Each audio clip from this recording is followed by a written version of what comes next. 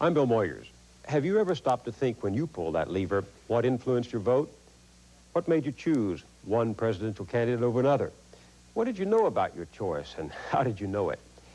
There was a time when everything we knew about the men who would be president, we learned from word of mouth. Party faithful spread the word at political rallies, torchlight parades, barbecues, and even tea parties. And partisan papers, without any tribute to journalistic standards, lavished eloquent adjectives on their favorites and profaned the opposition. If you were lucky as time moved on, you might have had a chance to hear the candidate himself as he whistle-stopped through town. But things have certainly changed since the turn of this century when William McKinley sat on his front porch in Canton, Ohio, and expected the voters to come by to see him in person. Today, much of what we know about the candidate we get directly from the screen in front of you. No single force has changed American politics more than this little box. And the part of the change that's our subject in this broadcast is the television commercial. It's given us the 30-second president who speaks by the skill and with the images of the ad men and women who make the spots that urge us to buy this or that or do this or do that. The first person to join the medium and the candidate became one of the giants of American advertising. The same man who sold you this. The administration has spent many billions of dollars for national defense. Yet today, we haven't enough tanks for the fighting in Korea. Also sold you this. Take Anacin for fast, fast, fast relief. Now watch what happens when I use Rolade's miracle ingredient. All the acid here is taken care of. M&M's milk chocolate melts in your mouth, not in your hand. His name was Rosser Reeves. The television hit after World War II. Everyone in the advertising business was absolutely terrified. No one knew how to handle it. No one had ever written advertising for television. No one knew what the techniques were, what the principles were. It was almost impossible to tell the difference between a good and a bad commercial. And it was a very exciting era, naturally, because we were discovering. I mean, we were all Christopher Columbuses, you see. Rosser Reeves came to fame and fortune on Madison Avenue as the dean of the Hammer at Home School of Advertising. He had a talent for turning television into a merchandise mart and himself into a multimillionaire.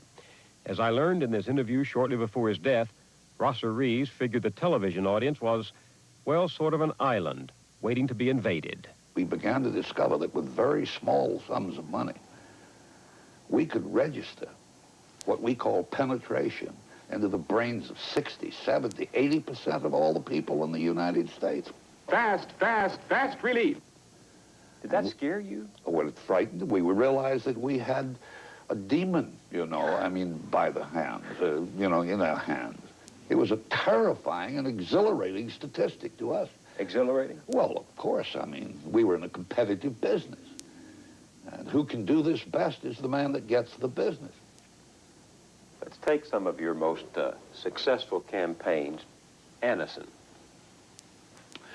Well, Anacin is a very famous headache remedy that's been around for many, many years. And the Anacin commercial was probably the most outstanding example of all time of real hard sell. Oh, I remember it. I remember from my youth, you know, when headaches strike, what do doctors do? What do doctors do when headache strikes? Before you take anything for headache, stop. Ask yourself, what do doctors recommend? What do doctors recommend for headache pain? Here is your answer. 3 out of 4 doctors recommend the ingredients in Anacin. You see, doctors know when headache strikes, pain mounts up. You feel dull, depressed. Tension puts nerves on edge. Now, aspirin has only one pain reliever. Add buffering, you still get only one. But Anacin is like a doctor's prescription. That is a combination of ingredients to 1, relieve pain. 2, help overcome that depressed feeling. 3, calm jittery nerves. When it ran, what happened? Sales went through the roof. Were you surprised? Yes, I think I was, because you see, we were all new to television in those days, and we did not know what a thing we had, what a powerful medium that we were working with. And that was evidence. Oh, indeed it was. It was evident to us We were in packaged goods, and we knew almost instantly when things were working because we could see the goods move right off the shelves.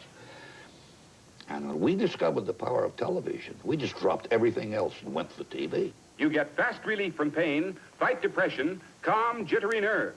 What's very interesting to me, another side of that coin, was the fact that it was perhaps the most hated commercial on the air at the time. The Prince of Hard Sell, they called me. People saw it over and over and over again. The hammers in the heads, the spark coil jumping. There was a commercial that almost induced the headache that it was supposed to cure. Very interesting point, though, in advertising, that what the public thinks is an unpopular commercial has no correlation at all with the sales. How do you explain that? I can't explain it. It's just that the commercial is an instrument to get people to remember your advertising. Well, you did with this one, because even now I can see and hear. Take Anacin for fast, fast, fast relief. Those commercials haven't run in years, and you still remember them. Oh, I do. That's the name of the game. You make it sound so simple. Well, it is very simple, in my opinion. I think most advertising men, they get tangled in their own underwear. You know, you have to be terribly simplistic. M&M's milk chocolate melts in your mouth, not in your hand. You know how many illiterates we have in the United States? People that do not have the verbal skills, who can't read, people that speak other languages. This big pen, placed in a high-speed drill. You have to take what the product has, reduce it to a few essentials that are meaningful to them. That burning sensation. Put it in a memorable television commercial. Bic doesn't clog. And then spend the money. It's a very simple business. I feel great. All right, let's take one of your most famous products, Dwight Eisenhower. Oh, you can hardly include him as packaged goods, can you? Well, what was the philosophy behind the Eisenhower ads? How did you decide to package the general? Well, I didn't try to package the general. I did not try to put any words in the general's mouth. But the general was a singularly inept speaker. I remember that he had made a big speech in Philadelphia. I went to Philadelphia and heard the speech, and I think he covered 27 different points. And the next morning, I had my research crew there, and I discovered that nobody knew what the general had said. He was all over the lot. And so we tried to find out what Eisenhower really stood for. You can't sell 27 things at all. And so we selected 3. I wanted to select 1. The Republican National Committee wanted 3. And we picked those 3: corruption in Washington, higher taxes, and so on and so forth. He was magnificent, did it all in one day, 44th Street at Transfilm Studios. We thought he would get through 4 commercials in the day, and he cut 35 or 40 in one day. Did he memorize them? We had some of the highest priced art directors in the world who were down on all fours lettering it on cards, and the general would read it once. He was a very fast study, and he played it perfectly. Eisenhower answers America. General, both parties talk about bringing down food prices. How do we know which party to believe? Well, instead of asking what party will bring prices down, why not ask what party put prices up? Then vote for a change. You know what things cost today. High prices are just driving me crazy. Yes, my Mamie gets after me about the high cost of living. It's another reason why I say it's time for a change. Time to get back to an honest dollar and an honest dollar's worth. Eisenhower answers America. I'm a veteran, General. What's wrong down in Washington? Graft, scandal, headlines. How can you fix it? Here's how. By your votes, we'll get rid of the people who are too small for their jobs, too big for their britches, too long in power. In addition to an advertising budget 10 times bigger than the Democrats, Eisenhower had animation from the Disney studios and the music of Irving Berlin. The man from Abilene, out of the heartland of America, out of this small frame house in Abilene, Kansas, came a man, Dwight D. Eisenhower. Through the crucial hour of historic D-Day, he brought us to the triumphant peace of VE Day. Now, another crucial hour in our history. The nation, haunted by the stalemate in Korea, looks to Eisenhower. The general who led the Allies to victory in World War II appealed to voters grown weary now of war in Korea and politicians in Washington. His ads offered a commander-in-chief who wouldn't need on-the-job training. He'd already been a leader of men. I'd rather have a man with a hole in his shoe than a hole in everything he says. I'd rather have a man who knows what to do when he gets to be the prez. I love the governor of Illinois. He is the gov that brings the job of peace and joy. The Democrats had Adlai Stevenson of Illinois, but alas, they didn't have the music of Irving Berlin. Stevenson preferred his own lyrics. We have done what doubters of democracy thought a democracy could not do. We have yielded neither to the hotheads who wanted to extend the war, nor to the weak-kneed who wanted to quit when the going was tough. Stevenson didn't like television or Madison Avenue slogans. He liked to make speeches and puns. Unfortunately for him, the man who said, "Eggheads of the world, unite, you have nothing to lose but your yolks," had to defend an incumbent Democratic administration that had egg on its face. Washington, 1952, home of the top-to-bottom mess. Today, all over America, patriotic men and women are jarred by the constant disclosures of graft and bribery in the Washington administration. Shocked by tales of influence peddling. But the trouble with calling the other fellow a skunk is that sometimes the wind changes. My fellow Americans, I come before you tonight as a candidate for the vice presidency and as a man whose honesty and integrity has been questioned. The Republican attack on Democratic corruption almost backfired when Democrats spread stories of a secret trust fund set up for Ike's running mate, Richard Nixon. Party leaders pressured Nixon to resign. Instead, he took his case directly to the voters in a speech broadcast live right after the popular Milton Berle show. The Checkers speech, as it came to be known, got the biggest audience of the campaign and saved Nixon's political career. I love my country. And I think my country is in danger. And I think the only man that can save America at this time is the man that's running for president on my ticket, Dwight Eisenhower. Guess where we are going, travel day and night for President. Adelaide, go the other way, we'll all go with Ike clinched the election with a last-minute promise to go to Korea, although he never explained what he would do when he got there. We'll take Ike to Washington, we'll take Ike to Washington. The Republicans were back in the White House for the first time in 20 years. The Democratic National Committee presents another visit with the man from Libertyville. Here at the end of this lane, on a farm about 4 miles from Libertyville, lives Adlai E. Stevenson of Illinois. Take one, track 43. Now, here's the governor. In 1956, the Democrats tried to fight the popular man from Abilene with the man from Libertyville. This time, Adlai Stevenson would be just plain folks. He'd even changed his opinion about television, and he told us so. But you know, it's amazing how many things there are in television that you don't see. But I confess I rather like it. It's wonderful how sitting right here in my own library, thanks to television, I can talk to millions of people that I couldn't reach any other way. The ads portrayed Stevenson and his running mate, Estes Kefauver, as simple country farmers, standing up for their neighbors. Most of the key men in the Eisenhower administration are big industrialists. They know big business. They know how to advertise their products. They know even how to advertise their political products. But they don't know much about the farmer's problem. Meanwhile, Eisenhower's neighbors were speaking up for him. I always stop when I reach this particular spot. Look over there at that house, where you see the lighted windows. A neighbor of mine lives there. Yep, Dwight D. Eisenhower. A man with the most important job in the world today.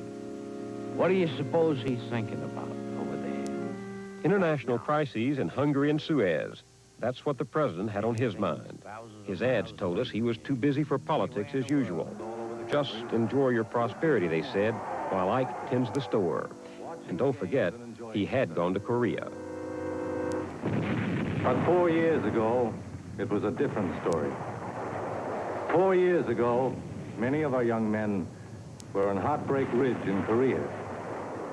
And that was no game. What do you say? Are you willing to bet everything you love and hold dear that Stevenson can also keep us out of war? Are you that sure of it? Eisenhower was so popular that the frustrated Democrats tried to chip away at his pedestal with the new blunt instrument of the negative commercial. They used words written for Ike 4 years earlier by Rosser Reeves. How's that again, General? During the 1952 campaign, General Eisenhower promised a great crusade. Too many politicians have sold our ideals of honesty down the Potomac. We must bring back integrity and thrift to Washington. How's that again, General? We must bring back integrity and thrift to Washington. This is Estes Kefauver. That was another promise the general didn't keep. It didn't work. Many people resented the attacks on their president. So Democrats went after the man who might become president. Eisenhower had suffered a heart attack, and the Democrats asked, "Nervous about Nixon? President Nixon? Vote Democratic. The party for you, not just the few." Meanwhile, the philosopher from Libertyville was still trying to prove that he was just one of us. The Stevensons are returning now from a shopping trip in Libertyville. The governor is helping with the groceries. Now, most of us don't go grocery shopping in a suit and tie. And doesn't he know the butter is melting? Governor, oh, Governor, don't look now, Governor, but... Oh, man. You were a big help, Doc. Oh, I forgot. I forgot to deliver the groceries and made a speech instead. Who will you vote for? What's your decision? What do you say? Me? I like Ike. A what?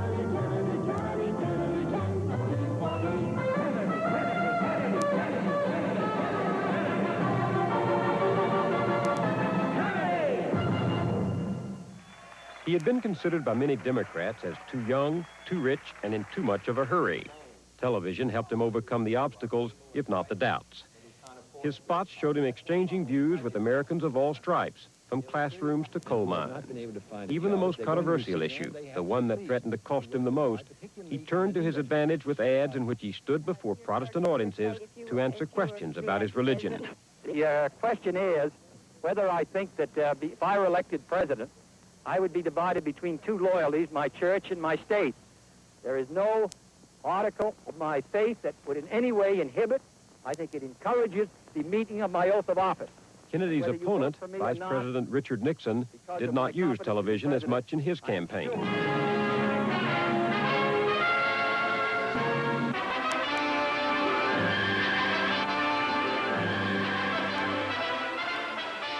Nixon's ad stressed his experience in foreign affairs. Still photographs conveyed a heroic image of the candidate. Mr. Nixon, what is the truth about our ability to fight the growing menace of communism? Well, first, we must recognize communism for what it is. Against the advice of his television experts, Nixon opted for the direct approach in his spots, in part because he thought the public would be turned off by a slick campaign. That America won't stand for being pushed around anywhere in the world. When Mr. Khrushchev says our grandchildren will live under communism, we must answer his grandchildren will live in freedom. Kennedy countered with reminders of anti-American demonstrations that occurred when Nixon traveled abroad. If you believe America's world prestige has gone downhill in these 8 Republican years, vote Kennedy for president. Kennedy's most effective spot, one used over and over, simply quoted President Eisenhower, who was asked by a reporter to name one major idea of Richard Nixon's that Ike had adopted. Just one. If you give me a week, I might think of one. I don't remember, because... Ike's off-the-cuff remark damaged Nixon, but the vice president hurt himself even more in what came to be known as the Great Debate. Here are some revealing excerpts from the Great Debate. Well, now, let's look at these bills that the vice president suggests were too extreme. One was a bill for $1.25 an hour for anyone... Appearances were everything. Radio audiences thought Nixon had won the debate, but to TV audiences, he seemed nervous and uncomfortable. He had only recently been in the hospital recovering from an illness, and his refusal to wear makeup didn't help his appearance. Kennedy's ad men made the most of it. Spots featuring a shifty-eyed, scowling Nixon appeared right up to Election Day. Americans want to move ahead with new leadership. Let's elect John F. Kennedy president. And they did, by just over 100,000 votes. I know what kind of a dream Franklin Delano Roosevelt and Harry S. Truman and John F. Kennedy would dream if they were here tonight. Lyndon Johnson was the president in 1964, and his opponent did what challengers usually do. He ran against that mess in Washington. Graft. Swindles. Juvenile delinquency. Hear what Barry Goldwater has to say about our lack of moral leadership. We, as a nation, are not far from the kind of moral decay that has brought on the fall of other nations and people. In a television campaign that relied on half-hour speeches, Barry Goldwater painted a civilization on the verge of collapse, morally bankrupt at home, and threatened by a creeping communist menace abroad. Goldwater called for action. I want American kids to grow up as Americans, and they will, if we have the guts to make our intentions clear. So clear they don't need. But the central issue of the campaign, exploited by the Democrats, soon became Barry Goldwater's own intentions. In your heart, you know he's right. Democratic spots portrayed Goldwater as too far to the right of mainstream America. Their ammunition had been handed them by a bitterly divided Republican Party. I don't know just why they wanted to call this a confession. I certainly don't feel guilty about being a Republican. I've always... Lyndon Johnson was asked if he shouldn't label Goldwater an extremist. No, said the president. Moderate Republicans had done that for him. I voted for Dwight Eisenhower the first time I ever voted. I voted for Nixon the last time. But when we come to Senator Goldwater, now it seems to me we're up against a very different kind of a man. Barry Goldwater said, "Sometimes I think this country would be better off if we could just saw off the eastern seaboard and let it float out to sea." Even his running mate, William Miller, admits that Senator Goldwater's voluntary plan would destroy your Social Security. But the president did want to remind voters that Senator Goldwater had talked loosely about tactical nuclear weapons. After Goldwater had cracked that maybe we ought to lob one into the men's room of the Kremlin, bumper stickers said, "In your heart, you know he might." This spot never even mentioned Goldwater by name, but proved to be one of the most controversial in the history of advertising. 7, 6, 6, 8, 9, 9. 10, 9, 8, 7, 6, 5, 4, 3, 2, 1, 0. These are the stakes to make a world in which all of God's children can live, or to go into the dark.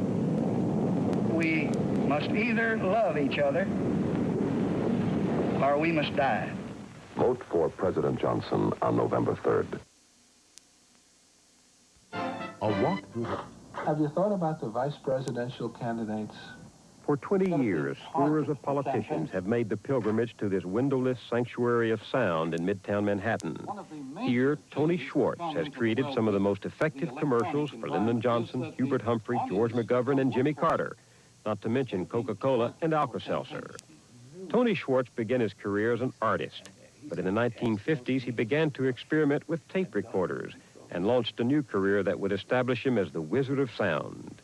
In his commercials, Schwartz aims at the seat of emotion far within the subconscious. He doesn't like the label soft sell that has been used to describe his work. This is no soft sell, says Tony Schwartz. It's deep sell. The Daisy spot is perhaps the best example of Schwartz's emotional deep sell. It only aired once in that campaign, and yet it is still talked and written about all these years later. Now, what does that commercial do? This commercial is really a Rorschach pattern. Reminds me very much of the person who will go to a psychologist and be shown the ink blots and say to the the psychologist, "Doctor, I didn't come here to be shown dirty pictures." And the dirty pictures being in their mind. In their mind. Now, the dirty thing, or negative thing, if anything, was Goldwater wanting to use or seeing as an option the use of tactical atomic weapons. People didn't hear the word tactical. They just heard Goldwater atomic weapons, Johnson no atomic weapons. Or didn't this commercial exploit the seeming simplicity of Goldwater's statement? Yes. I remember that when it aired, the White House switchboard was jammed with calls. Many of the president's own friends got through to him. He called me and said, "What in the expletive deleted is going on here?" I said, "It seemed to me that you did what you wanted to do, which was to remind people of what Barry Goldwater had been saying about atomic weapons." And there was a long pause on the phone, and he said, "Yeah, I guess you're right." Was it unfair? I don't think so at all. I think it probably was right on target. What did it do? It made people aware of this basic difference, and it really showed the underlying fear that people had of atomic warfare. And I think Goldwater should have said the next morning that this commercial should be the theme of the presidential campaign, and I'd like to pay for half of its running. And that is, how do we prevent atomic warfare in our day and age? He could have killed that whole commercial that way, I think. And he didn't. And he didn't. Instead, he reacted. It fit. His saying foul says it fits. That's me they're talking about. We didn't say it, he said it. Rosser Reeves said of commercials, "We realized we had a demon on our hands." Do you agree with that? I came into it when it was already here, so I didn't see it as a demon, but I feel that it's probably one of the most important things in changing our lives, in restructuring our lives. In what way? I think that television has restructured the way we shop, the way we learn, the way we entertain ourselves. Just all the important things in our life have been restructured by television. Has it restructured politics? Absolutely. We find that the political parties are no longer the major communications force in politics. The networks are. You might say the three parties are ABC, NBC, and CBS. What has it done, Tony, to the selling of presidents and political candidates? I don't use, and I don't like the term selling the candidate. I don't use advertising techniques to, quote, sell candidates. Many people say you shouldn't sell candidates the way you sell soap. Right. I wouldn't even sell soap the way they sell soap. They try to throw things at the consumer. They use the consumer as a target. And I use the consumer or the voter as a workforce. A workforce? Yes. And that's the difference between TV commercials and print. They are emotional. You react to them. You hear and see things and react to them rather than go through the process of reading and thinking in a different ways. For instance, if I were to say to you, Mary had a little lamb, or for the rest of your life. Right. These are things that are stored in your mind from your experience in life, and I can evoke them with what I say. And that's where you become workforce in the process. I become your workforce. That's right. I use polling to find out what's in your mind in relation to the things we're going to talk about. We test before we do commercials. The advertising community likes to test their commercials. I find no value to it. We don't test the commercials, we test the public and see whether, after we've run the commercials, whether the attitudes they have changed. If they have, then the commercials are working. Well, that newspaper clipping on your wall over there says, "Snaring votes means hitting emotions." That's what it is. That's right. And how do you decide how to hit those emotions? Up on the wall there, you can see those records. I had been recording the people and life of New York for 40 years. So I've had experience of how people react. I even did an interesting thing. I performed in a nightclub for 5 or 6 years on Saturday nights, just playing tapes of people. And I found how people reacted to people. I would play children, I would play taxi drivers. So what did you learn from this that you brought into politics? I learned what people reacted to. I learned how people reacted to hearing people and to sound. This Tony Schwartz ad for Hubert Humphrey in 1968 used 30 separate instruments to create this noise, which he calls the sound of a headache.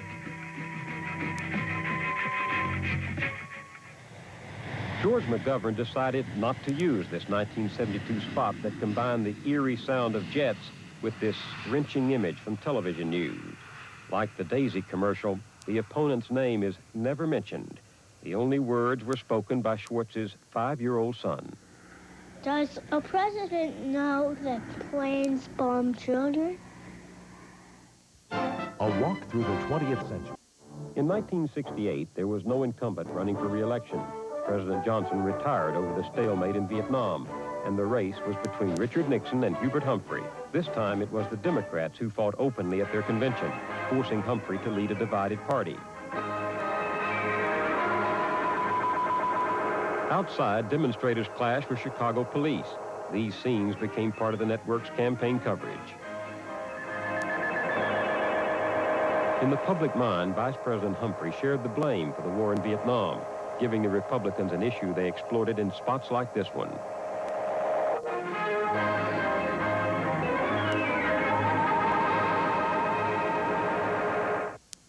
This time, vote like your whole world depended on it.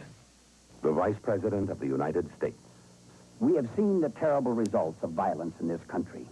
It would be intolerable if a handful of violent people, and that is what it is, just a handful, could harden us against needed change. I've seen At first, Humphrey's television spots pictured a man on the defensive. Instead of counterattacking, he stressed his accomplishments. The 1964 Civil Rights Act, Medicare, the Job Corps, Project Head Start. Get behind the man behind them all. Hubert H. Humphrey for president. Never has so much power been used so ineffectively as in Vietnam. If after all... Nixon hammered at the Vietnam issue with emotional ads and an attractive promise. I pledge to you, we shall have an honorable end to the war in Vietnam. Some men will tell you anything. Mr. Nixon pledges he'll end the war in Vietnam. But Spiro Agnew says Nixon has no plan. Trailing badly, the Democrats changed their advertising. They commissioned Tony Schwartz to produce a series of negative commercials attacking Nixon directly. Humphrey began to close the gap. Some men will tell you anything to get the job, while other men are interested in the truth. But it was too little, too late. Humphrey lost by less than 1% of the vote. You also did a commercial in that campaign about Agnew as vice president. What did your research show about him? The research showed that Agnew as a potential president was a joke. In the before the campaign actually began? Yes. And you had to play on that. Yes, I mean, it showed that people didn't think of him as a meaningful candidate for vice president. Because he wasn't qualified to be president. That's right. Well, let's see how you use that. Okay.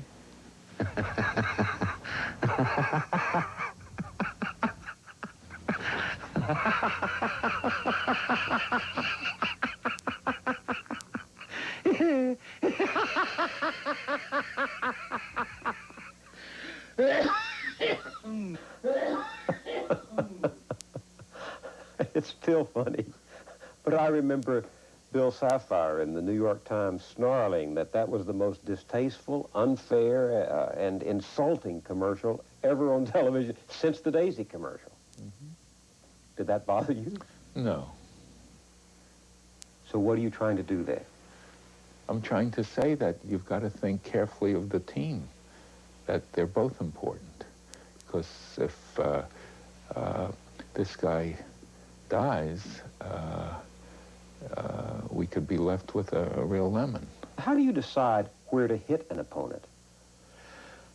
Based on our research, what research shows how people feel. If research would show that the hit is unbelievable, you shouldn't do it and wouldn't do it. You're trying to make a true case against your opponent. That's right. I had a situation come up in the McGovern campaign. 1972. When Larry O'Brien came to me at the end of the campaign and said, I've just got to show them that we could have done some good commercials, because there are 4 ways people can vote, for or against either candidate. And Larry O'Brien and I felt more votes could be gotten against Nixon than for McGovern. Were you with the 3rd Marines? No, I was with the American Division. Oh, yeah. I had a son-in-law at Shulai who was... Most of them were still safe in grade school when this man first spoke out against the war. George McGovern's ad stressed his early opposition to the Vietnam War. Here, surrounded by veterans, he asked for their support. I love the United States, but I love it enough so I want to see some changes made. McGovern, right from the start. The McGovern Defense Plan. He would cut the Marines by 1/3. While McGovern talked about America, Nixon talked about McGovern. Senator Hubert Humphrey had this to say about the McGovern proposal. It's cutting into the very security of this country. President Nixon doesn't believe we should play games with our national security. He believes in a strong America, to negotiate for peace from strength. And you're saying that if he had gotten people to think about voting against Nixon, he might have done better than the one state he carried? Exactly. And I did 5 commercials for McGovern that Larry O'Brien asked me to do. They ran only 2 of them. This was one that got on. Well, either way, it won't be a disaster. What am I looking for? I mean, so I'll vote for Nixon. Why rock the boat? I'm not crazy about it. Never was. I gotta decide, though. I gotta make up my mind. I'm not crazy about McGovern. You don't have that much time. I can't keep people waiting. The fellas are voting Nixon. They expect me to vote for him, too. Me vote for Nixon. My father'd roll over in his grave. The fellas say they are. I don't know. Maybe they're not. Crime? I don't feel safe. Prices up. Got a gut feeling. Don't vote for Nixon. Why am I confused? Who am I measuring McGovern against? Gut feeling. My gut feeling. McGovern. This hand voted for Kennedy. I mean, it's just possible. McGovern's straight. Maybe he can. That's the way. We are in the business of using PR in a new manner, not in the old print terms of press relations. We are using PR as people's reactions, personal retrieval of your feelings and associations, PR, people's recall of their experiences, PR, planning reactions. That's our whole new business. It's a PR business, planning reactions. But isn't it manipulating people to, in effect, tell them what they're feeling instead of telling them what they need to know to vote? I use the word not manipulation, I say partipulation. Partipulation? You have to participate in your own manipulation in that you're bringing things to your manipulation. If you don't want to participate in it, you could turn off the commercial, you could, turn it out, but there are things that get into you, and that's the participation. Shouldn't the purpose of a spot be to let you know what a candidate will do about a problem rather than how he feels about a problem? No, and I'll tell you why. Because if I were to bring 5 people in here into this room to tell us how to deal with the high cost of living, or how to deal with the question of inflation or the national debt, and we had each one of those people speak for a half hour, and I said, which one do you think is right? You'd have a hard job knowing who's right. We don't know those things. No one has had experience with the answers to our problems. Everyone has had experience with the problems. And they will tend to believe that if a man is equipped for the job and he feels as deeply as they do about something, they will tend to feel he'll do the right thing. I'm feeling good about America, and I feel it everywhere I go. I'm feeling good about America, and I feel you ought to know. Yes, Ford has made me feel proud to be an American. I think he's done a wonderful job for America. I'm feeling good about America. I'm feeling good about me. If you were to take a candidate and let him stand on the most crowded corner in the world and shake hands with one person every 10 seconds, he couldn't shake hands in the whole campaign with a fraction of the people that will see one commercial where he can talk to them in their home directly and in a very modest way tell them something for 30 seconds or 60 seconds, as opposed to shaking hands and not saying anything for 10 seconds. I want a chance to give back to you the security and the hopes for tomorrow that inflation is stealing from you. With your help, we can do it. You can depend on it. The campaign takes place in the living room now. Not on the street. Not on the street. And we're not interested in public speaking. We're interested in private speaking. I think that people know much more about candidates today than they did in the past. And the commercials have been able to accomplish that education? I think they're an important part of it. You know, people will say that, why can't we use the news and the discussion shows and the free media? You find then that the candidate loses control of his own campaign. He goes with what the interest of the newscaster is. He has to have control of his campaign. If he has the proper balance of his paid media, of the media he determines about himself. And isn't that what free speech means? With the use of political commercials, does the best man win or the most telegenic? I don't think it's either. You know, people will come to me and say, are you sure you work for the right candidate? You're a very powerful person in this realm. And I say that's an undemocratic question. The right candidate is not for me to decide, it's for the voters to decide.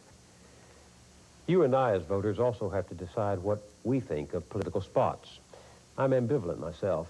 I don't buy the argument that they undermine democracy. In a way, they serve democracy by reaching more people in a single instant than a whistle-stop campaign ever could, or a speech on the stump. When William Jennings Bryan was running for president, his speeches sometimes lasted 3 hours. Imagine him trying that on a television audience that's come to expect fast, fast, fast relief. One thing to be said for political spots is that they enable candidates to choose their message on their terms. The politician is not left to the mercy of newspaper editors or television producers looking for that 10-second excerpt that fits the reporter's script. The fact is, candidates can say a